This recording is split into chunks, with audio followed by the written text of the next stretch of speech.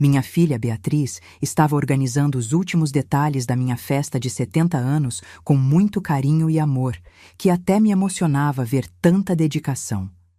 Mas um dia, Dona Rosa, minha empregada, há mais de 25 anos, me puxou para a cozinha com as mãos tremendo.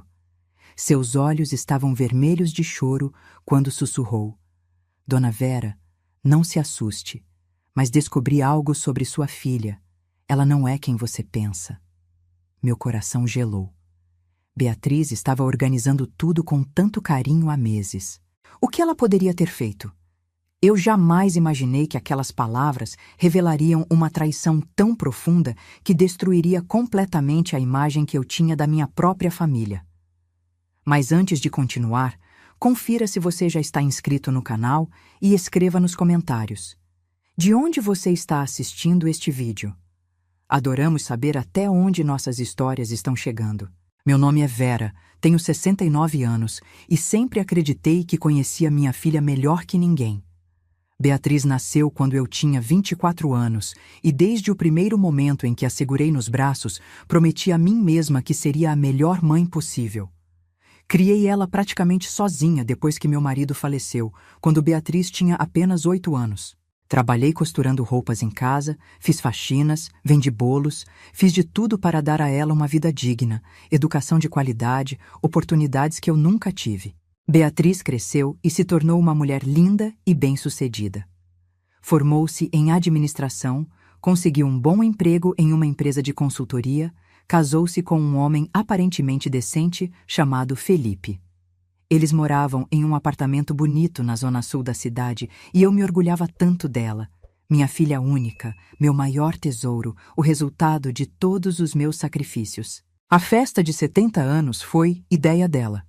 Há 3 meses, Beatriz apareceu na minha casa com aquele sorriso largo que sempre iluminava qualquer ambiente, trazendo catálogos de buffets e falando sobre como queria fazer algo especial para comemorar minha vida. Fiquei emocionada. Depois de tanta luta, tanta dificuldade, ter minha filha querendo celebrar minha existência dessa forma me encheu de gratidão. Durante semanas, ela vinha quase todo dia para mostrar detalhes. As flores que escolheu, o bolo de 3 andares, a decoração em tons de lilás e branco, minhas cores favoritas. Eu via o entusiasmo nos olhos dela e meu coração transbordava de amor. Como eu era sortuda por ter uma filha assim, tão dedicada, tão presente mesmo com a vida corrida que levava. Dona Rosa trabalhava comigo há 25 anos. Ela chegou quando Beatriz tinha 16 anos, uma moça simples do interior que precisava de emprego. Com o tempo, Rosa se tornou muito mais que uma empregada. Ela era praticamente da família. Conhecia cada canto da minha casa, cada segredo, cada alegria e tristeza que passamos juntas. Quando fiquei doente há 5 anos com pneumonia, foi Rosa quem cuidou de mim dia e noite.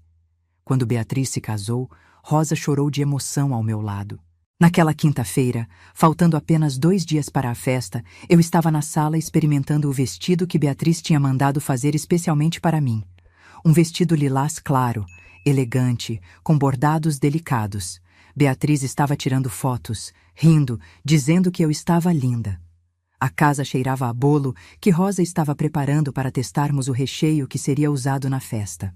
Foi quando notei Rosa parada na porta da cozinha, me observando com uma expressão estranha.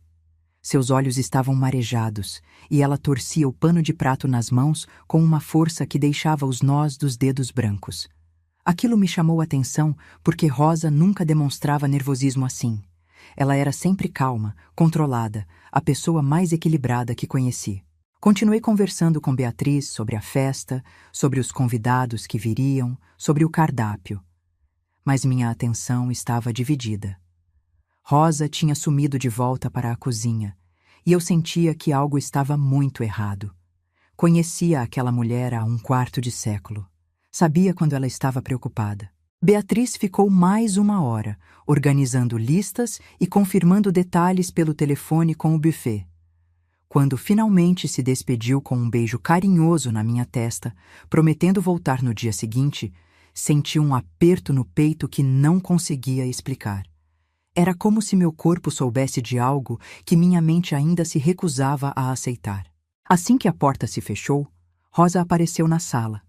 Seu rosto estava pálido e ela segurava algo nas mãos. Um envelope. Ela olhou para mim com aqueles olhos castanhos, cheios de lágrimas, e disse com a voz embargada: Dona Vera, precisamos conversar. Agora. O tom dela me assustou. Em 25 anos, Rosa nunca tinha usado aquele tom comigo. Senti minhas pernas bambearem. Sentei-me no sofá devagar e Rosa se ajoelhou na minha frente, segurando minhas mãos com força. O que aconteceu, Rosa? Você está me assustando. Ela respirou fundo várias vezes antes de conseguir falar. As lágrimas escorriam livremente pelo seu rosto agora.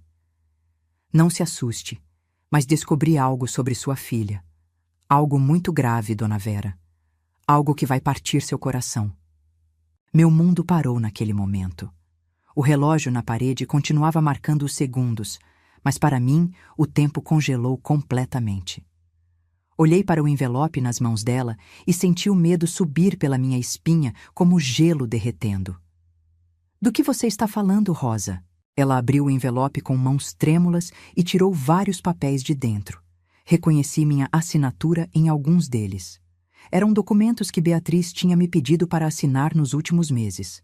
Ela sempre dizia que eram papéis para facilitar minha vida, para organizar minhas finanças, para me ajudar caso eu ficasse doente de novo. Hoje de manhã, quando a senhora saiu para a caminhada, a Beatriz chegou mais cedo. Rosa começou a explicar, limpando as lágrimas com as costas da mão. Ela não sabia que eu estava aqui. Normalmente eu só venho à tarde às quintas, mas vim mais cedo porque queria adiantar a limpeza para a festa. Meu coração começou a bater mais rápido, sentia cada pulsação martelando nas minhas têmporas. Ela foi direto para o seu escritório. Fiquei estranhando porque ela estava com uma pasta cheia de papéis e falando ao telefone de um jeito que nunca vi. A voz dela estava diferente, fria, calculista. Rosa pausou, como se reunisse coragem para continuar. Fiquei preocupada e me aproximei da porta. Sei que não devia ter escutado, Dona Vera, mas algo dentro de mim dizia que estava muito errado. E estava. Ela me mostrou os papéis. Eram procurações. Procurações gerais que davam a Beatriz poder total sobre tudo que eu tinha. Minha casa, minhas economias, os 2 apartamentos que comprei para alugar e garantir minha renda. Tudo. Assinei cada um deles porque confiei cegamente na minha filha. Ela disse que era para me proteger, para facilitar as coisas caso eu precisasse. Ouvi ela falando ao telefone. Rosa continuou, sua voz quebrando a cada palavra. Ela dizia que tudo estava pronto para sábado, que depois da festa, com essas procurações, conseguiria acesso a tudo, que você assinaria mais um documento durante a festa, na frente de todos, e aí não teria volta. Senti a sala girar ao meu redor. Minhas mãos começaram a tremer incontrolavelmente. Isso não pode ser verdade, Rosa. Beatriz jamais faria isso comigo. Você deve ter entendido errado. Mas Rosa balançou a cabeça, e mais lágrimas caíram. Eu queria ter entendido errado, Dona Vera. Rezei para ter entendido errado. Mas ela falou claramente. Disse que você confia tanto nela que assina qualquer coisa sem ler. Disse que era patético como seria fácil.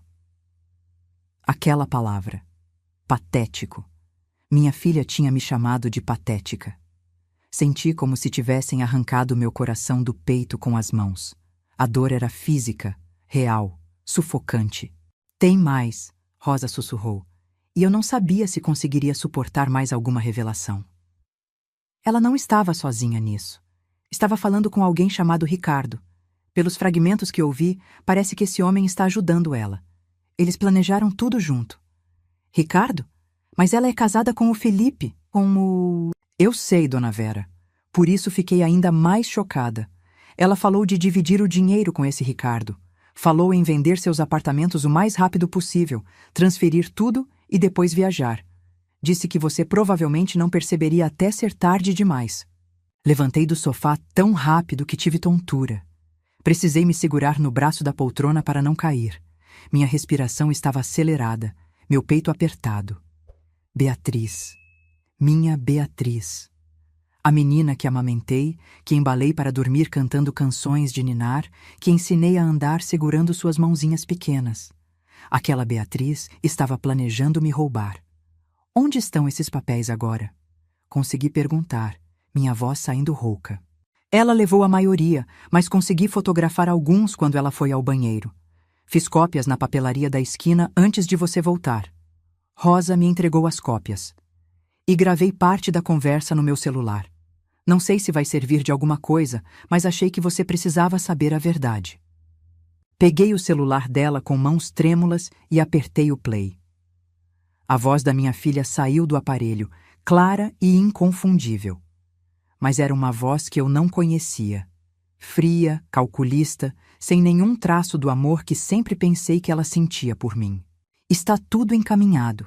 Sábado à noite, durante a festa, vou fazer aquela cena linda de filha dedicada.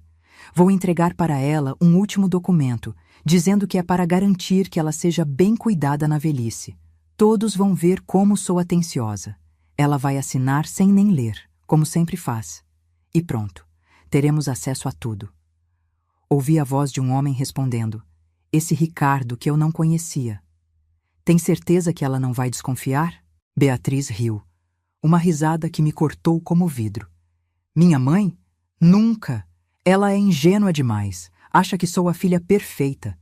Vai assinar qualquer coisa que eu colocar na frente dela. É quase triste como é fácil manipulá-la. Desliguei a gravação. Não conseguia ouvir mais. Caí de joelhos no chão da sala. E Rosa rapidamente se ajoelhou ao meu lado, me abraçando enquanto eu finalmente deixava as lágrimas caírem. Chorei como não chorava há anos. Chorei pela traição, pela inocência perdida, pela filha que pensei ter, mas que nunca existiu.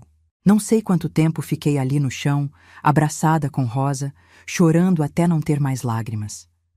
Quando finalmente consegui me levantar, sentia como se tivesse envelhecido 10 anos em poucas horas. Meu corpo estava pesado, minha cabeça latejava, e um vazio imenso tinha se instalado no meu peito. Rosa me ajudou a sentar no sofá e trouxe um copo de água. Bebi em pequenos goles, tentando organizar meus pensamentos. Precisava pensar claramente, mas minha mente era um turbilhão de emoções conflitantes. Raiva, tristeza, descrença, medo, tudo misturado em um nó impossível de desatar. O que eu faço, Rosa? Perguntei, minha voz soando derrotada. Como enfrento isso? Como olho para minha filha sabendo o que ela planejou? Rosa segurou minhas mãos com firmeza.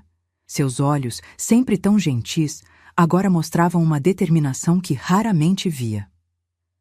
A senhora vai à polícia, dona Vera. Isso é crime. Ela está roubando da senhora, planejando um golpe. Não pode deixar passar. A palavra polícia me fez estremecer. Denunciar minha própria filha? A ideia parecia impossível, absurda. Mas, ao mesmo tempo, o que mais eu poderia fazer? Deixar que ela me roubasse tudo? Fingir que não sabia e assistir minha vida sendo destruída? E se for um engano? Sussurrei, ainda agarrada a um fio de esperança. E se houver uma explicação? Rosa balançou a cabeça lentamente. Dona Vera, eu ouvi com meus próprios ouvidos. Vi os documentos. Não é engano. E a senhora sabe disso no fundo do coração. Ela tinha razão. Eu sabia. Cada fibra do meu ser gritava a verdade que eu não queria aceitar. Minha filha estava me traindo da pior forma possível. Estava usando meu amor, minha confiança, para me destruir financeiramente. Comecei a repassar mentalmente os últimos meses. Quantas vezes Beatriz apareceu com papéis para eu assinar? 5, 6 vezes. Ela sempre vinha com aquele sorriso doce, explicando rapidamente que eram documentos de rotina, coisas para organizar minha situação fiscal, para me proteger. E eu assinava sem questionar porque era minha filha, porque eu questionaria minha própria filha. Agora cada lembrança ganhava um novo significado sinistro. A atenção excessiva nos últimos meses, as visitas frequentes, o carinho exagerado, tudo fazia parte do plano. Ela estava me preparando, me amolecendo, ganhando minha confiança ainda mais para o golpe final na festa. A festa. Minha festa de 70 anos, que deveria ser uma celebração da vida, estava sendo usada como palco para minha destruição.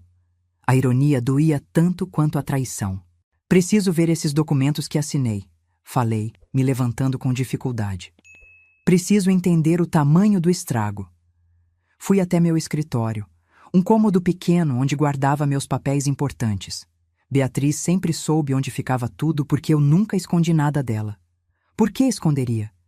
Era minha filha, minha única família de sangue. Abri a gaveta onde guardava documentos importantes. Vários papéis que assinei estavam lá, mas percebi que alguns estavam faltando. Beatriz deve ter levado as vias originais, deixando apenas cópias. Comecei a ler com atenção cada palavra, e a cada linha sentia meu estômago se revirar. Eram procurações amplas, dando a ela poder para vender propriedades, movimentar contas bancárias, fazer investimentos em meu nome. Com aqueles documentos, Beatriz poderia literalmente me deixar sem nada. Vender minha casa, os apartamentos que eu alugava, esvaziar minhas economias. Tudo. Quanto dinheiro a senhora tem guardado, dona Vera? Rosa perguntou gentilmente, aparecendo na porta do escritório. Fiz as contas mentalmente. Tenho cerca de 150 mil reais na poupança. Os 2 apartamentos valem uns 400 mil cada um. Esta casa vale pelo menos 600 mil. No total, mais de 1,5 milhão. Rosa ficou pálida. Meu Deus, ela planejou roubar tudo isso da senhora. A realidade daqueles números me atingiu como um soco. Não era apenas uma quantia qualquer. Era minha vida inteira de trabalho. Cada centavo guardado com sacrifício. As costuras que fiz madrugada adentro quando Beatriz era pequena. As faxinas que peguei em casas de família para pagar a escola particular dela. Os bolos que vendi aos finais de semana para juntar dinheiro para a faculdade dela. Tudo aquilo, todo aquele suor e lágrimas, e minha filha queria simplesmente tirar de mim como se eu fosse uma estranha na rua. Sentei na cadeira do escritório e comecei a chorar novamente. Não eram mais lágrimas de choque, mas de uma dor profunda e cortante. A dor de perceber que a pessoa que mais amei no mundo, que dei a vida para criar, me via apenas como uma fonte de dinheiro. Rosa se aproximou e colocou a mão no meu ombro. A senhora não está sozinha, dona Vera. Eu estou aqui. Vamos resolver isso juntas. Olhei para ela. Essa mulher que não tinha nenhuma obrigação comigo além do trabalho, mas que sempre me tratou com carinho genuíno. Ela estava mais preocupada comigo do que minha própria filha. A inversão era tão absurda que quase ri, mas o som que saiu foi mais parecido com um soluço. Preciso pensar, falei, enxugando o rosto com um lenço. Preciso decidir o que fazer. Passei aquela noite inteira acordada. Cada vez que fechava os olhos, via o rosto de Beatriz. Mas não conseguia mais distinguir qual rosto era real. A menina doce que criava era apenas uma máscara?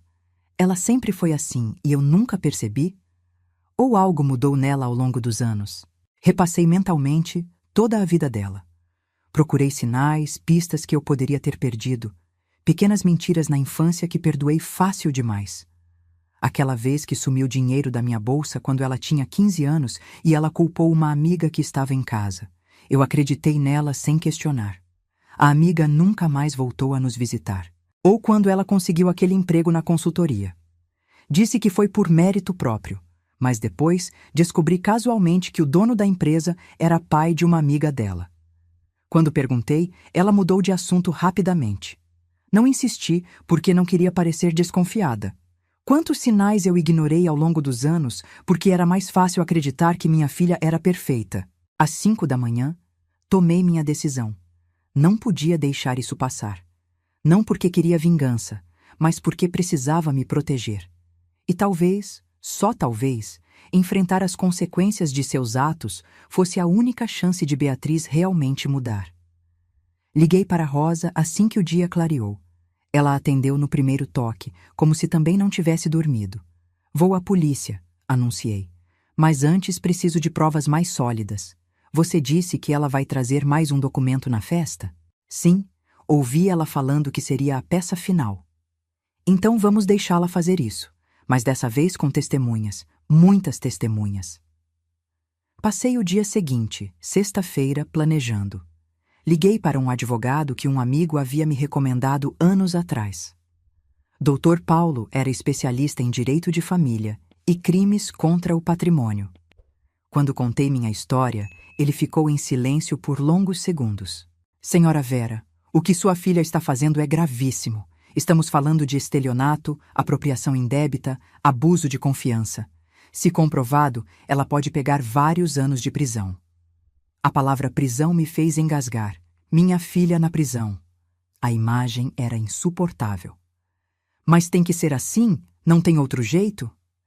Depende do que a senhora quer. Quer apenas recuperar seu patrimônio ou quer que ela pague pelo crime? Não soube responder na hora. O que eu queria? Vingança? Justiça? Apenas meu dinheiro de volta? Ou queria que minha filha entendesse a gravidade do que fez? Quero que ela pare, respondi finalmente. Quero que nunca mais faça isso comigo ou com ninguém. E quero meu dinheiro de volta. Dr. Paulo explicou o plano.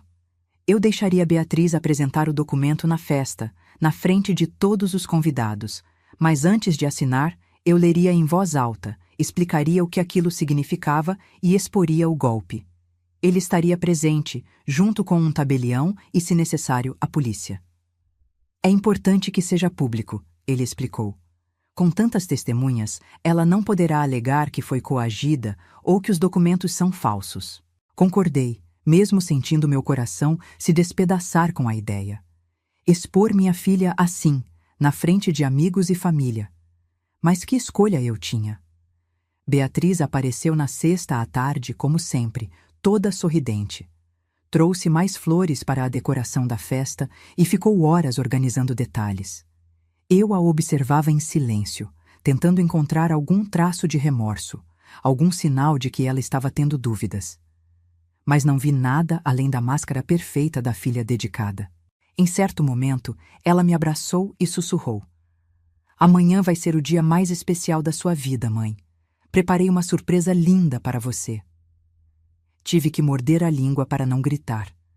A surpresa dela seria me roubar tudo. Mas forcei um sorriso e agradeci, cada palavra me queimando a garganta. Quando ela foi embora, desabei no sofá.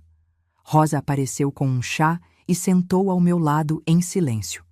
Ficamos ali, duas mulheres que conheciam o peso da traição, nos preparando para o confronto que viria.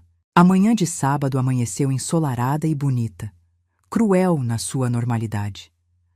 Acordei cedo depois de mais uma noite de sono agitado e pesadelos. Sonhei com Beatriz criança, me pedindo colo, e quando a pegava nos braços, ela se transformava em uma estranha de olhos frios. Rosa chegou às 7 da manhã, mais cedo que o combinado. Pelo seu rosto, vi que ela também não havia dormido bem. Nos abraçamos em silêncio na porta. Duas mulheres unidas pela circunstância mais improvável. A senhora tem certeza disso, dona Vera? Ela perguntou pela 10ª vez. Ainda dá tempo de cancelar. Balancei a cabeça. Não dá, Rosa. Se eu deixar passar, ela vai continuar e vai me destruir completamente. Preciso fazer isso. Dr. Paulo chegou às 9, discreto, vestindo um terno sóbrio. Trouxe consigo o tabelião, um homem de meia-idade chamado Sr. Marcos e um oficial de justiça. Expliquei para eles onde poderiam ficar durante a festa, em um cômodo separado, prontos para intervir quando necessário. Quando ela apresentar o documento, a senhora faz um sinal combinado, Dr. Paulo instruiu.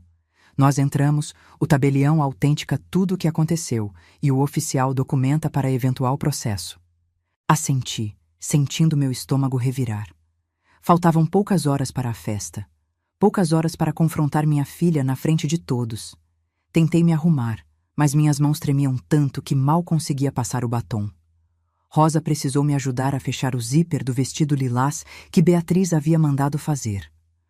O vestido que deveria me fazer sentir bonita agora parecia uma fantasia cruel. Os primeiros convidados começaram a chegar às 18 horas. A casa estava linda, decorada exatamente como Beatriz havia planejado. Flores lilazes e brancas por toda parte, mesas elegantes, um buffet impecável. Tudo perfeito por fora, podre por dentro. Recebi cada pessoa com um sorriso forçado. Minha irmã Laura, meus sobrinhos, amigos de décadas, vizinhos. Todos me abraçavam, me parabenizavam, diziam que eu estava linda. Eu agradecia mecanicamente, minha mente em outro lugar.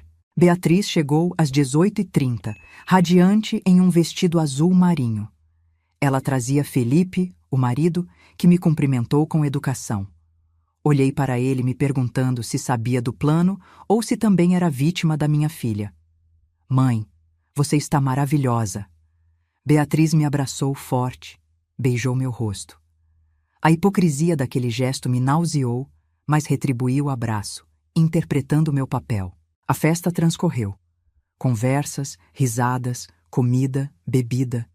Eu passava por tudo em piloto automático, acenando, sorrindo, agradecendo, enquanto por dentro meu coração se despedaçava em pedaços cada vez menores. Às 20h, Beatriz bateu em uma taça pedindo atenção. Todos silenciaram, voltando-se para ela. Senti meu coração disparar. Era a hora. Quero fazer um brinde especial à minha mãe, ela começou, sua voz emocionada, lágrimas brilhando nos olhos. Lágrimas falsas, eu agora sabia. Essa mulher incrível criou-me sozinha depois que meu pai faleceu. Trabalhou incansavelmente para me dar tudo. Sacrificou seus próprios sonhos pelos meus. As pessoas concordavam. Alguns limpavam os próprios olhos. Minha irmã Laura me apertava a mão com carinho. Por isso, mãe, quero retribuir nem que seja um pouco de tudo que fez por mim. Beatriz pegou uma pasta bonita, embrulhada com um laço. Preparei algo especial para garantir que seus últimos anos sejam tranquilos, sem preocupações. Ela abriu a pasta e tirou um documento. Reconheci o tipo imediatamente. Mais uma procuração. Este documento vai facilitar tudo para você, Beatriz continuou, se aproximando de mim com o papel e uma caneta. Vai permitir que eu cuide das suas finanças, dos seus apartamentos, de tudo, para que você não precise se preocupar com nada na sua velhice. É meu presente para você. Todos olhavam emocionados. Alguns já aplaudiam a filha dedicada. Se eu não soubesse a verdade, também estaria emocionada. Peguei o documento com mãos que já não tremiam mais. Senti uma calma estranha me invadir. Era a hora. Não havia mais volta. Que lindo, filha! Falei alto o suficiente para todos ouvirem. Mas antes de assinar, deixa eu ler com atenção. Afinal, é importante entender o que estou assinando, não é? Vi um lampejo de pânico nos olhos de Beatriz, rápido como um relâmpago, antes dela recompor a expressão. Claro, mãe, mas é só protocolo jurídico. Não precisa se preocupar com os detalhes técnicos. Ah, mas eu quero entender os detalhes. Comecei a ler em voz alta, cada palavra pesando toneladas. Procuração geral e irrevogável, pela qual outorgo à minha filha, Beatriz Silva, poderes amplos e irrestritos para administrar, vender, hipotecar, transferir todos os meus bens móveis e imóveis. As pessoas começaram a prestar mais atenção. Alguns franziam a testa, confusos. Continuei lendo. Movimentar todas as minhas contas bancárias, fazer investimentos, resgatar aplicações, vender propriedades sem necessidade de autorização prévia.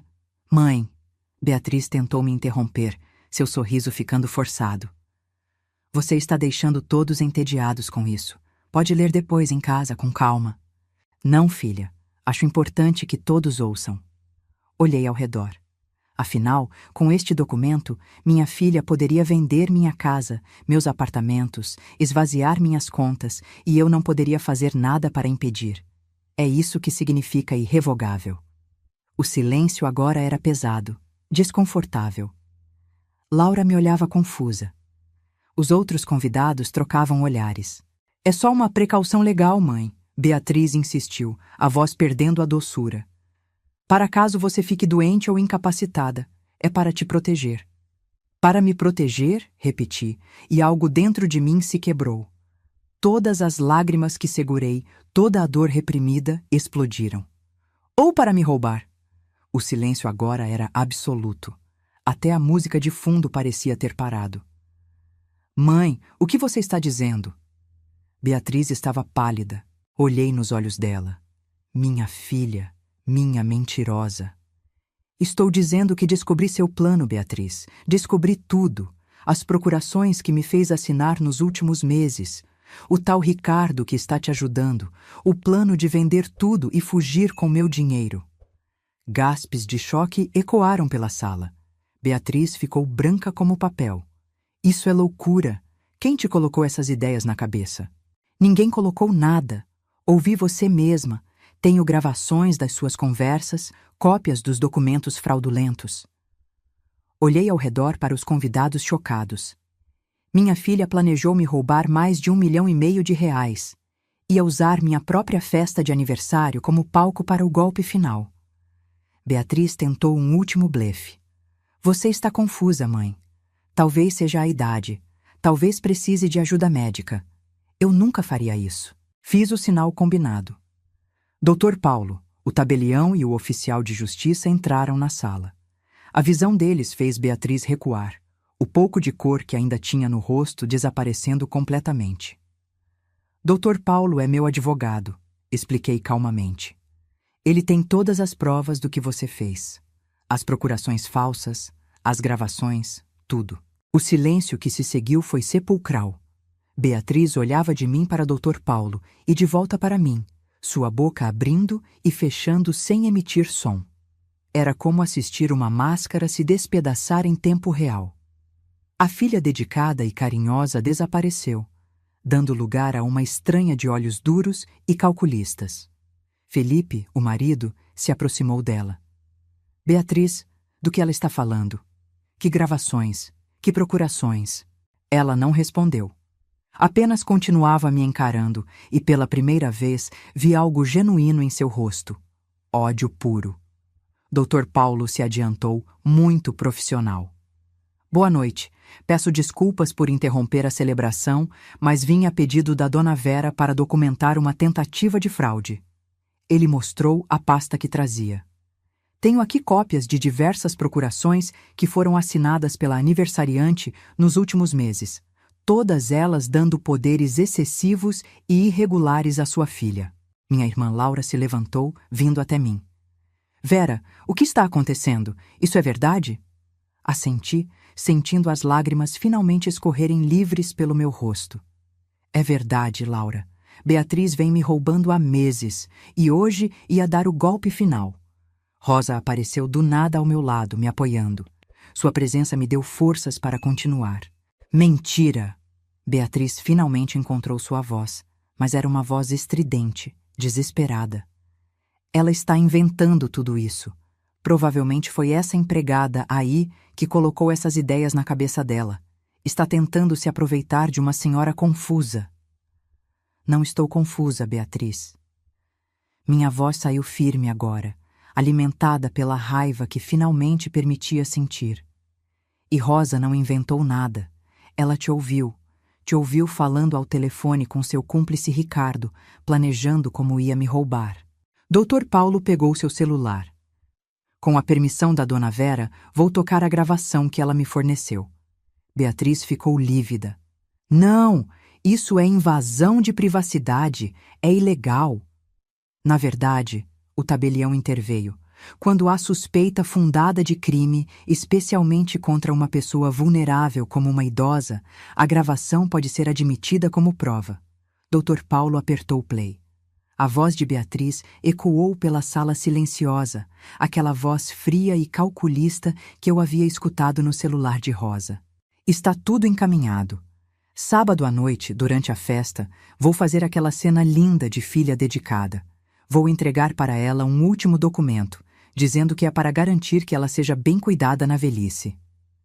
Lágrimas escorriam pelo meu rosto, enquanto a gravação continuava. Olhei ao redor e vi choque, horror e pena nos rostos dos convidados. Minha irmã Laura chorava abertamente.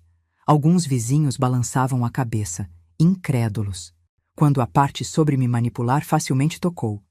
É quase triste como é fácil manipulá-la. Ouvi Laura soltar um gemido de dor. Felipe, o marido de Beatriz, estava pálido, olhando para a esposa como se visse uma estranha. A gravação terminou. Ninguém se mexeu. Ninguém falou. Todos apenas olhavam para Beatriz, que estava congelada no meio da sala. Beatriz Silva, Dr. Paulo falou formalmente. Você está sendo acusada de estelionato, apropriação indébita e abuso de confiança contra sua mãe. Tenho aqui ordem judicial para congelar todas as contas bancárias em seu nome e impedir qualquer transação envolvendo os bens da dona Vera. Foi quando Beatriz explodiu. Toda a compostura desapareceu, dando lugar a uma fúria descontrolada. Você não pode fazer isso comigo. Sou sua filha. Depois de tudo que fiz por você, organizando essa festa ridícula, aguentando suas chatices, e é assim que me retribui? Tudo que você fez por mim? Minha voz saiu num sussurro incrédulo. Você organizou esta festa como parte do seu plano para me roubar. E daí? Ela gritou, lágrimas de raiva escorrendo. Você tem mais dinheiro do que precisa. Vive nessa casa velha, com roupas simples, juntando cada centavo como uma pão dura. Para quê? Você vai morrer em breve mesmo. Esse dinheiro deveria ser meu por direito. O silêncio chocado que se seguiu foi quebrado por Laura, que se aproximou de Beatriz e lhe deu um tapa na cara. O som ecoou pela sala. Como você ousa falar assim com sua mãe? Essa mulher se matou de trabalhar para te criar. Deu-te tudo.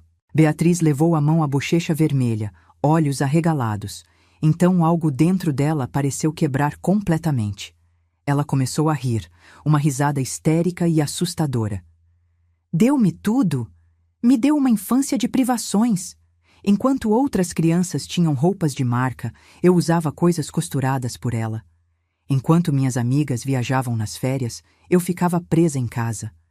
Sempre juntando, sempre economizando, sempre dizendo que tínhamos que guardar para o futuro. Para o seu futuro! Gritei de volta. Para sua faculdade, para seu casamento, para você ter uma vida melhor que a minha. Eu não pedi nada disso. Não pedi para nascer pobre, para ter uma mãe viúva costureira. Ela cuspiu as palavras como veneno. Você acha que eu tinha orgulho de você? Tinha vergonha. Vergonha das suas roupas simples quando vinham me buscar na escola. Vergonha de morar numa casa pequena quando minhas amigas tinham mansões. Cada palavra era uma facada. Laura tentou me amparar enquanto eu cambaleava sob o peso daquelas revelações. Minha filha sempre teve vergonha de mim. Todo aquele tempo eu achava que ela me amava, mas era vergonha o que sentia. Felipe finalmente reagiu, segurando o braço de Beatriz. Para com isso, agora. Ela se virou para ele com fúria. Você não tem moral nenhuma para me mandar parar. Você nem sabia de nada, seu idiota. Enquanto eu planejava nosso futuro confortável, você ficava lá no seu emprego medíocre, satisfeito com sua vida medíocre. Nosso futuro? Felipe alargou como se queimasse. Você ia fugir com outro homem, ouvi a gravação. Ricardo, quem diabos é Ricardo? Beatriz riu novamente, aquela risada perturbadora. Alguém muito melhor que você. Alguém que não tem medo de fazer o que precisa para ter dinheiro. Alguém que me merece. Foi a vez de Felipe ficar pálido. Ele recuou, balançando a cabeça. Eu não conheço você. Não sei quem é essa pessoa. Ótimo, porque eu estava cansada de fingir ser a esposa perfeita de qualquer jeito, ela gritou. Cansada de fingir que me importava com suas conversas chatas, seus amigos entediantes, sua vida sem graça. Dr. Paulo interveio. Acho melhor encerrarmos isso aqui. Beatriz, você precisa vir comigo para prestar depoimento. O oficial de justiça vai acompanhar. Não vou a lugar nenhum. Ela tentou sair, mas o oficial bloqueou a porta. Senhora, se não cooperar, terei que chamar a polícia, ele disse calmamente. Beatriz olhou ao redor, procurando uma saída, um aliado, mas só encontrou olhares de desaprovação e nojo. Até os amigos que ela trouxera para a festa se afastavam dela. Seu olhar finalmente pousou em mim. Por um momento brevíssimo, vi algo que poderia ser remorso, mas foi rápido demais, substituído por aquele ódio frio novamente. Você vai se arrepender disso, ela disse, a voz baixa e ameaçadora. Vai envelhecer sozinha, sem ninguém. porque eu era tudo que você tinha e agora não tem mais nada. Aquelas palavras doeram mais que tudo que ela havia dito antes, porque parte de mim temia que fossem verdade. O que eu tinha agora? Meu dinheiro estaria seguro, sim, mas e depois? Envelheceria sozinha mesmo, sem filha, sem família próxima além de Laura. Mas então Rosa apertou minha mão. Laura me abraçou pelo outro lado. Vi alguns vizinhos se aproximarem com expressões de solidariedade. E percebi que Beatriz estava errada. Eu não estava sozinha. Tinha pessoas que realmente se importavam comigo. Pessoas que não queriam meu dinheiro, apenas minha companhia. Leve-a, disse para Dr. Paulo, minha voz firme apesar das lágrimas. Faça o que tem que ser feito. Beatriz foi conduzida para fora, gritando ameaças e insultos. Os convidados começaram a se dispersar, alguns vindo me abraçar antes de sair, sussurrando palavras de apoio. Em meia hora, a casa estava vazia, exceto por mim, Rosa, Laura e Dr. Paulo. Sentei no sofá, finalmente permitindo que o choque completo me atingisse. Tinha acabado. Minha filha havia se revelado um monstro e eu havia exposto isso publicamente. Não havia volta. Nossa relação estava destruída para sempre. Fez a coisa certa, Dr. Paulo disse gentilmente. Sei que não parece agora, mas fez. Ela teria destruído você financeiramente e emocionalmente. Assenti, sem forças para responder. Laura sentou ao meu lado, me abraçando enquanto eu finalmente permitia que toda a dor saísse em soluços profundos e devastadores. Os dias que se seguiram à festa foram uma névoa de sofrimento e procedimentos legais. Dr. Paulo entrou com ação criminal contra Beatriz e também conseguiu uma liminar impedindo-a de se aproximar de mim ou de qualquer conta ou propriedade em meu nome. Todas as procurações que assinei foram anuladas judicialmente. Beatriz foi presa temporariamente. A polícia descobriu que ela tinha realmente desviado cerca de R$ 85 mil das minhas contas nos últimos 6 meses, usando as procurações que me fez assinar. Transferências pequenas o suficiente para eu não notar imediatamente, mas que somadas representavam uma fortuna. O tal Ricardo também foi identificado. Era um advogado desonesto que havia orientado Beatriz sobre como executar o golpe de forma tecnicamente legal, aproveitando-se das brechas nas procurações. Ele também foi indiciado como cúmplice. Felipe veio me ver 3 dias depois da festa. Ele estava devastado, olheiras profundas marcando seu rosto jovem. Sentamos na mesma sala onde tudo havia explodido, e ele chorou abertamente. Eu não sabia de nada, Dona Vera. Juro que não sabia. Ele limpava o rosto com as mãos trêmulas. Beatriz sempre controlava as finanças. Dizia que entendia melhor dessas coisas. Eu apenas trabalhava e entregava meu salário. Nunca desconfiei. Acreditei nele. Havia sinceridade genuína em seu sofrimento. Você vai ficar bem, Felipe. É jovem. Pode reconstruir sua vida. Estou pedindo divórcio. Não consigo mais olhar para ela sem sentir nojo. Ele balançou a cabeça.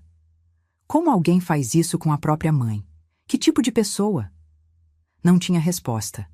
Eu mesma me fazia essa pergunta centenas de vezes por dia. Laura praticamente se mudou para minha casa nas primeiras semanas. Ela cuidava de mim como se eu fosse criança, garantindo que eu comesse, dormisse, não ficasse sozinha tempo demais com meus pensamentos. Rosa também passava mais tempo comigo, fazendo companhia, assistindo novelas antigas, tentando me distrair.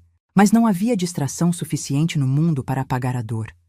Cada cômodo da casa trazia lembranças de Beatriz. O quarto que foi dela. As fotos que ainda estavam penduradas. Pequenos objetos que ela me dera ao longo dos anos e que agora pareciam manchados pela traição. Um dia, 2 semanas após a festa desastrosa, comecei a tirar todas as fotos dela das paredes. Laura tentou me impedir. Vera, não faça isso. Você pode se arrepender. Não vou me arrepender. Tirei cada porta-retrato, cada lembrança visual.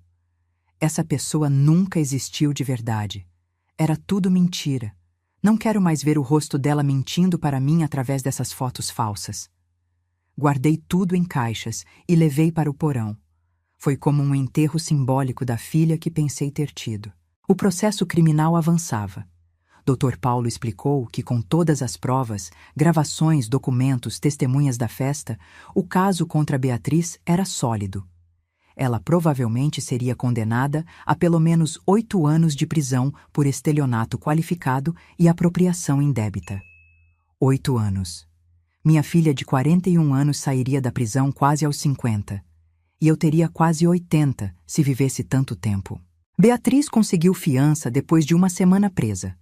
Soube por Dr. Paulo que ela estava vivendo com Ricardo, confirmando que o caso extraconjugal era real. Felipe seguia com o divórcio, citando adultério e abandono emocional. Ela tentou me ligar várias vezes. Eu nunca a atendi. Mandou mensagens que não li, cartas que queimei sem abrir. Não queria ouvir mais mentiras, mais manipulações. Já havia me deixado manipular por 41 anos. Não seria manipulada nem mais um dia. Um mês após a festa, recebi uma visita inesperada. Era a mãe de Ricardo, Dona Célia. Uma senhora de uns 75 anos, curvada pelo peso da idade e da vergonha. Vim pedir perdão em nome do meu filho, ela disse assim que sentou, lágrimas já escorrendo. O que ele fez é imperdoável. Ajudar aquela moça a roubar a própria mãe. Criei um monstro e nem percebi. Segurei a mão dela. Reconhecia aquela dor, aquela culpa de mãe. Nós fizemos o melhor que pudemos, Dona Célia. Mas eles fizeram suas escolhas, escolhas de adultos, não é culpa nossa. Estava tentando me convencer tanto quanto a ela. Conversamos por horas. Dona Célia me contou que Ricardo sempre foi problemático, mas ela nunca imaginou que chegaria a isso. Assim como eu, nunca imaginei que Beatriz seria capaz de tal crueldade. Antes de ir embora, ela me deu um abraço apertado.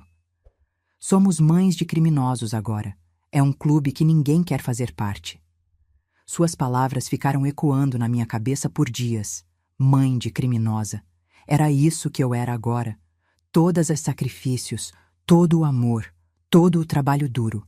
E o resultado foi criar alguém capaz de me trair da pior forma possível. Comecei terapia. O psicólogo, Dr. Renato, era um homem de uns 50 anos, calmo e paciente. Nas primeiras sessões, eu apenas chorava. Ele deixava sem pressa, sem julgamento. É normal se sentir culpada, ele disse na 4ª sessão. Mas precisa entender que você não criou isso nela. Beatriz fez escolhas. Você ofereceu amor, estrutura, valores. Ela escolheu rejeitar tudo isso. Mas onde eu errei? Perguntava repetidamente. Em que momento perdi minha filha? Talvez nunca teve ela para perder. Talvez a pessoa que você amava nunca existiu. Era apenas a projeção do que você queria que ela fosse. Aquela ideia era simultaneamente libertadora e devastadora. Libertadora porque tirava o peso da culpa. Devastadora porque significava que eu havia amado uma ilusão por 4 décadas. 3 meses após a festa, finalmente reuni coragem para ler uma das cartas que Beatriz havia mandado. Rosa estava comigo quando abriu o envelope com mãos trêmulas. A carta era longa, escrita em letra caprichada. Começava com pedidos de perdão, alegações de que estava arrependida, que tinha problemas psicológicos não diagnosticados, que Ricardo a havia manipulado. Mais mentiras, sempre mais mentiras. Mas a parte do meio da carta me chamou a atenção. Ela escrevia sobre a infância, sobre como sempre se sentiu inferior às amigas ricas, sobre a vergonha que sentia da nossa condição humilde. Você nunca entendeu o que era ser a única na escola com roupa feita em casa. Ser zoada porque minha mãe era costureira. Ver minhas amigas com tudo novo, de marca, enquanto eu tinha que usar o que você conseguia fazer. A raiva subiu quente em mim. Esmaguei a carta na mão. Eu trabalhei feito uma condenada para dar o melhor que podia. Se não era marca, era porque não tinha dinheiro, e cada peça que costurei para ela foi feita com amor. Rosa pegou a carta amassada, alisou, continuou lendo. Diz aqui que ela sempre planejou pegar seu dinheiro quando você ficasse mais velha. Que achava que era direito dela, uma compensação pela infância difícil que teve. Infância difícil. Repeti as palavras com amargura. Ela teve teto, comida, roupas limpas, escola particular, faculdade. Teve amor incondicional. O que mais ela queria? O que ela não podia ter, Rosa respondeu sabiamente. E algumas pessoas nunca superam isso. Queimei a carta. Assisti às chamas consumindo as palavras manipuladoras, as desculpas vazias. Senti um pequeno alívio vendo virar cinzas. O julgamento foi marcado para 6 meses após a festa. Nesses meses, aprendi a viver uma nova vida. Uma vida sem filha, mas também sem o peso da traição ativa. Aproximei-me mais de Laura e de seus filhos, meus sobrinhos. Eles me visitavam regularmente, trazendo os bisnetos que nunca pensei que conheceria, já que Beatriz nunca quis ter filhos. Agora entendia por quê. Filhos dariam trabalho, atrapalhariam seus planos de vida luxuosa. Rosa deixou de ser apenas empregada. Dei a ela um quarto permanente na casa e um salário melhor. Ela era minha companheira agora, minha amiga verdadeira. Assistíamos filmes juntas, cozinhávamos, conversávamos sobre tudo. Você salvou minha vida, Rosa, disse a ela certa noite. Se não tivesse me contado sobre Beatriz, eu estaria na rua agora. Não deixaria isso acontecer nunca, Dona Vera. Nunca.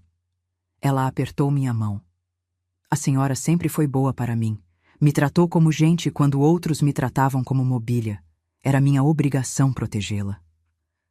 Chorei de gratidão. Tinha perdido uma filha de sangue, mas ganhado uma filha de coração. O dia do julgamento amanheceu frio e chuvoso, como se até o céu chorasse pela tragédia da nossa família. Laura e Rosa me acompanharam ao tribunal. Vesti um conjunto sóbrio e escuro, sem joias, sem maquiagem excessiva. Não queria parecer a viúva rica que a defesa de Beatriz certamente tentaria pintar. O tribunal estava cheio. A mídia havia pegado a história. Filha tenta roubar mãe idosa em festa de aniversário. Estava em todos os jornais. Virei notícia. Exemplo público de traição familiar. Beatriz entrou acompanhada de seus advogados. Ela emagrecera consideravelmente nos últimos meses. O cabelo, antes sempre impecável, estava preso num coque simples. Usava roupas discretas, sem maquiagem. A estratégia da defesa era clara. Parecer vulnerável, arrependida. Nossos olhares se cruzaram por um segundo. Não vi remorso genuíno. Vi cálculo. Ela ainda estava jogando, tentando manipular a situação a seu favor. O promotor, Dr. Fernando, era um homem experiente de uns 60 anos. Ele apresentou o caso metódica e brilhantemente. As gravações, os documentos, as transferências bancárias. Chamou testemunhas. Rosa, que contou como ouviu as conversas. Vizinhos que estavam na festa. O tabelião que documentou tudo. A defesa de Beatriz tentou argumentar que ela estava sob influência psicológica de Ricardo, que tinha transtornos de personalidade não diagnosticados, que as gravações foram feitas ilegalmente. Mas a evidência era esmagadora. Fui chamada para depor no segundo dia. Subi ao banco das testemunhas com pernas trêmulas. Jurei dizer a verdade com a mão sobre a Bíblia, aquela mesma Bíblia que usei para ensinar valores a Beatriz quando criança. O promotor me fez perguntas básicas primeiro. Como era minha relação com Beatriz? Quando comecei a assinar os documentos? Eu confiava nela? Respondi tudo honestamente, tentando manter a voz firme, apesar das lágrimas que teimavam em cair. E quando descobriu o plano dela, como se sentiu? Dr. Fernando perguntou gentilmente. Olhei diretamente para Beatriz antes de responder. Senti como se tivessem arrancado meu coração ainda batendo. Senti que minha vida inteira tinha sido uma mentira. Questionei cada memória, cada momento que achei que compartilhamos amor. Porque como alguém que ama de verdade é capaz de fazer isso? Beatriz baixou os olhos. O advogado de defesa, Dr. Saraiva, foi mais agressivo no contra-interrogatório. Senhora Vera, é verdade que a senhora era excessivamente controladora com dinheiro? Eu era cuidadosa, não controladora. Trabalhei duro por cada centavo. Mas negava coisas à sua filha quando criança, não negava? Negava supérfluos porque não tinha dinheiro para luxos. Mas nunca faltou nada essencial. A senhora não acha que esse comportamento pão duro, como Beatriz descreve, pode ter criado traumas nela? Senti raiva ferver. Não. Acho que criar uma filha com a ilusão de que dinheiro cresce em árvore é que causaria trauma. Ensinei responsabilidade, trabalho duro. Se ela escolheu ver isso como trauma, foi decisão dela. Dr. Saraiva mudou de tática. A senhora não está usando esse processo como vingança? Porque Beatriz queria ter controle das finanças que algum dia seriam dela por herança de qualquer forma? Não é vingança, é proteção. E herança se ganha com caráter, não com direito de sangue. Minha filha provou não ter caráter. Houve murmúrios no tribunal. O juiz pediu ordem. Quando desci do banco, estava exausta. Laura me abraçou forte no corredor durante o intervalo. O julgamento durou 5 dias. Ricardo também foi julgado simultaneamente.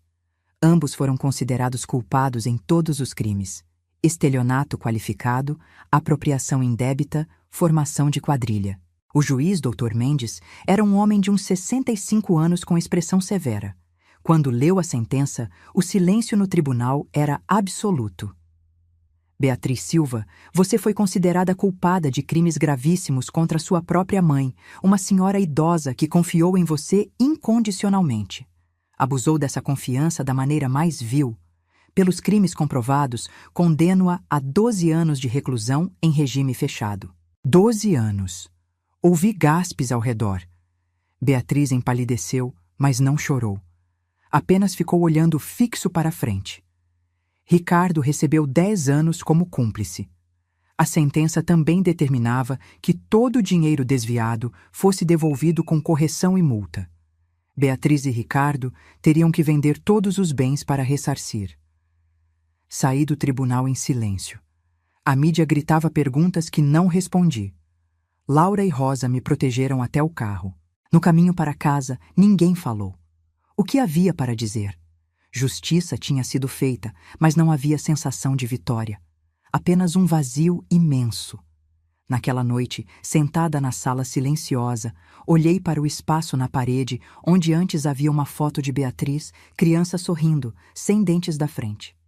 Lembrei quando tirei aquela foto como ela ria, como correu para me abraçar depois. Aquele momento foi real? Ou até ali já era manipulação de uma criança que aprendia cedo a usar afeto como moeda de troca? Nunca saberia a resposta. Os meses seguintes foram de reconstrução lenta e dolorosa. Beatriz foi levada para uma penitenciária feminina a 200 quilômetros de distância. Não fui visitá-la.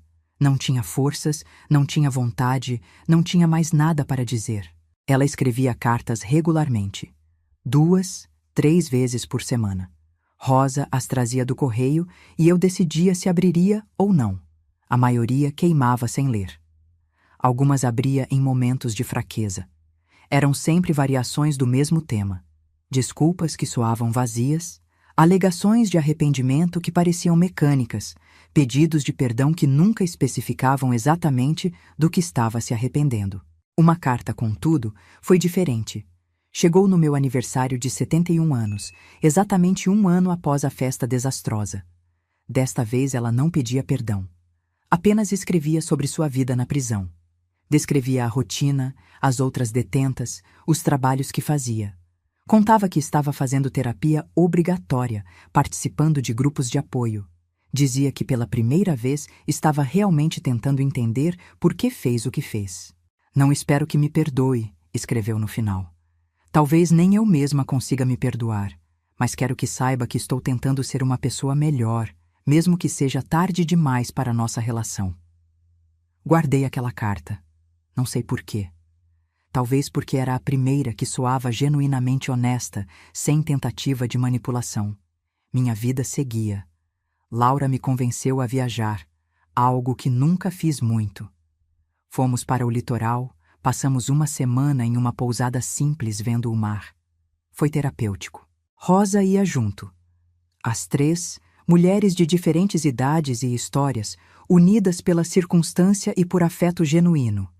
Conversávamos sobre tudo, sobre os homens que amamos e perdemos, sobre sonhos que se realizaram e os que não, sobre filhos, Laura tinha 3 e todos eram amorosos, me fazendo sentir simultaneamente feliz por ela e triste por mim. Conheci outras pessoas também, um grupo de idosos que se reunia no centro comunitário do bairro. Eles faziam artesanato, jogavam cartas, conversavam. Comecei a frequentar. Foi lá que conheci seu Antônio, viúvo de 73 anos. Não era romance. Nenhum de nós tinha interesse nisso na idade. Mas era companhia. Alguém que entendia a solidão, que não julgava, que apenas existia ao lado. Conversávamos sobre tudo e nada. Ele também tinha história de traição familiar. Um filho que sumiu com dinheiro anos atrás. Não nos aprofundávamos demais nessas dores. Apenas reconhecíamos mutuamente que ambos sabíamos como doía. 2 anos após o julgamento, recebi uma ligação inesperada.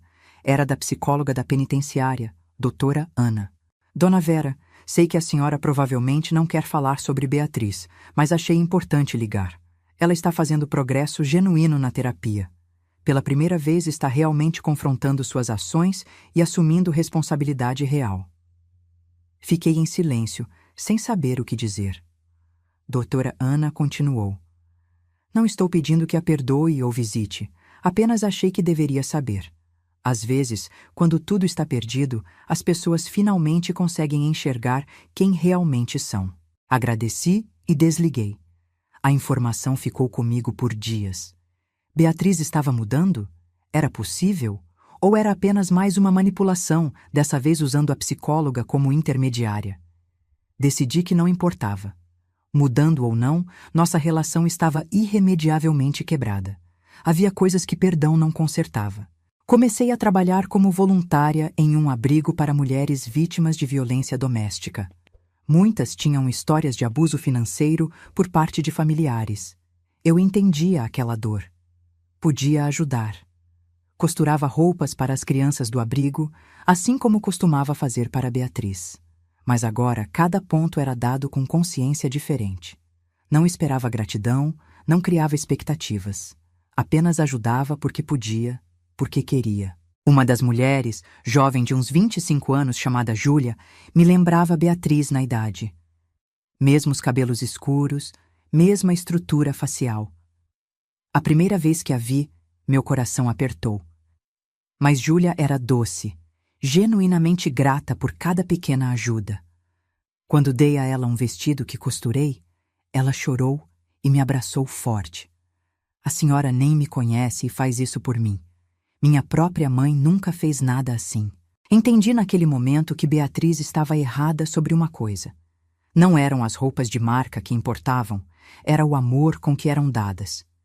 Júlia valorizava mais aquele vestido simples feito por mim, que Beatriz jamais valorizou qualquer coisa que fiz por ela. 3 anos e meio após o julgamento, recebi uma notícia inesperada. Ricardo, o cúmplice de Beatriz, havia morrido na prisão. Uma briga entre detentos que saiu do controle. Soube por Dr. Paulo, que ainda cuidava dos aspectos legais do caso. Ele me ligou para avisar que Beatriz estava em choque, sendo acompanhada por psicólogos. Eles eram próximos na prisão? Perguntei. Não. Ficavam em presídios diferentes, obviamente, mas ela ainda o via como a pessoa que a entendia. A morte dele a afetou profundamente. Não senti nada pela morte de Ricardo. Não alegria, não tristeza, apenas um vazio. Ele era um estranho que ajudou a destruir minha vida. Sua morte não mudava nada. Mas fiquei pensando em Beatriz. Ela tinha 44 anos agora. Passaria pelo menos mais 7 anos presa. Sairia com 51, metade da vida desperdiçada. Era um conflito que aprendi que nunca seria resolvido. Hoje, enquanto escrevo isso, já se passaram 5 anos desde aquela festa fatídica de 70 anos. Tenho 74 agora. Meus cabelos estão completamente brancos. Minhas mãos, antes firmes ao costurar, tremem um pouco. Preciso de óculos mais fortes, mas estou viva, estou inteira. E, surpreendentemente, estou feliz de uma forma que nunca esperei ser possível. Beatriz ainda está presa. Ainda faltam 7 anos para a liberdade condicional. Nos últimos 2 anos, parei de queimar suas cartas. Leio todas. Elas mudaram de tom. Não pede mais perdão. Apenas conta sua vida, seus pensamentos, o que está aprendendo sobre si mesma. Escreve sobre ter entendido que cresceu com senso de privilégio distorcido, que confundiu valor próprio com valor monetário, que usou pessoas como objetos para alcançar objetivos. Não respondo às cartas, mas leio e guardo. Laura diz que isso é progresso, que um dia talvez eu esteja pronta para visitá-la. Não sei se esse dia virá. Talvez sim, talvez não. Aprendi a viver no presente, sem me forçar a decisões sobre o futuro. Sua Antônio se tornou presença constante na minha vida. Não nos casamos, não há interesse nisso. Mas jantamos juntos 2 vezes por semana. Assistimos filmes, conversamos. É companheirismo puro e simples, sem complicações. Rosa é oficialmente minha família agora. Mudei meu testamento. Metade de tudo vai para instituições de caridade. A outra metade vai para Rosa e Laura, dividida igualmente. Beatriz não herdará nada. Pode parecer cruel, mas é justo. Continuei meu trabalho voluntário. Ajudo dezenas de mulheres e crianças todo ano. Costumo roupas, dou conselhos, apenas ouço quando precisam falar. Transformei minha dor em propósito. Vendi um dos apartamentos e usei o dinheiro para criar um fundo permanente para o abrigo. Foi batizado de Fundo Rosa, homenageando a mulher que me salvou. Rosa chorou quando soube. Dona Vera, não precisava. Precisava sim. Você me deu mais que qualquer filha de sangue poderia dar. Deu lealdade verdadeira. Minha casa é diferente agora. Sem fotos de Beatriz nas paredes, mas cheia de fotos de Laura e seus filhos, dos bisnetos, de Rosa e sua família. Cheia de vida real, de amor genuíno. Às vezes, em noites quietas, ainda penso em Beatriz. Me pergunto se ela realmente mudou ou se é só mais uma performance. Me pergunto se verei ela de novo antes de morrer. Me pergunto se conseguirei, algum dia, verdadeiramente perdoar. Não tenho respostas. Aprendi que algumas perguntas não têm respostas claras. O que sei é isso. Sobrevivi. Fui traída da pior forma possível por quem mais amava e não me deixei destruir. Escolhi reconstruir, escolhi seguir em frente, escolhi encontrar alegria novamente. Não foi fácil. Teve noites que chorei até dormir. Teve dias que não queria levantar da cama. Teve momentos que questionei se valia a pena continuar. Mas aqui estou. Aos 74 anos, com uma vida que não imaginei ter, mas que aprendi a valorizar profundamente. Aprendi que família não é só sangue. É quem fica quando tudo desmorona. É Rosa me trazendo chá quando estou triste. É Laura me ligando todo dia só para saber se estou bem. É seu Antônio aparecendo com flores sem motivo especial. É Júlia, do abrigo, me mandando mensagens no Dia das Mães. Aprendi que dinheiro tem valor, sim, mas não vale nossa dignidade, nossa paz de espírito. Prefiro morrer com menos dinheiro, mas com alma inteira do que rica e destruída. Aprendi que perdão é complexo. Não é uma decisão única, é um processo contínuo. Alguns dias acordo e sinto que perdoei Beatriz. Outros dias, a raiva volta. E tudo bem. Permiti-me sentir sem julgamento. Aprendi que envelhecer sozinha não é o pior destino possível. Pior é envelhecer rodeada de pessoas falsas que fingem amor, mas só querem seu dinheiro. Se pudesse voltar no tempo, mudaria algo? Talvez tivesse sido menos confiante. Talvez tivesse lido aqueles documentos antes de assinar. Talvez tivesse percebido os sinais mais cedo. Mas, no fundo, não sei se mudaria minha forma de amar. Porque amei genuinamente, incondicionalmente, do jeito que mãe ama. O fato de Beatriz ter escolhido trair esse amor não torna meu amor menos valioso. Apenas torna a escolha dela mais triste. Recentemente, numa das sessões de terapia que ainda faço ocasionalmente, Dr. Renato me perguntou: se Beatriz saísse amanhã, totalmente transformada, pedindo uma chance, você daria? Pensei muito antes de responder. Não sei. Não sei se conseguiria confiar novamente. Confiança quebrada pode ser reparada, mas as rachaduras sempre ficam. E isso te deixa triste? Deixava. Agora não mais. Aceito que nossa relação nunca será o que eu sonhei. E tudo bem, construí outras relações, encontrei outras formas de amor. Essa aceitação foi a maior libertação. Hoje é 15 de março, aniversário de Beatriz. Ela faz 46 anos na prisão. Pela primeira vez em 5 anos, escrevi uma carta para ela. Não foi carta de perdão. Não prometi visitas ou reconciliação. Apenas escrevi que espero que ela esteja realmente mudando, que use o tempo na prisão para se tornar pessoa melhor. Que quando sair, construa uma vida honesta. E que, talvez algum dia, quando eu estiver pronta e ela realmente transformada, possamos ter uma conversa. Talvez. Não enviei a carta. Ainda está aqui, em cima da mesa.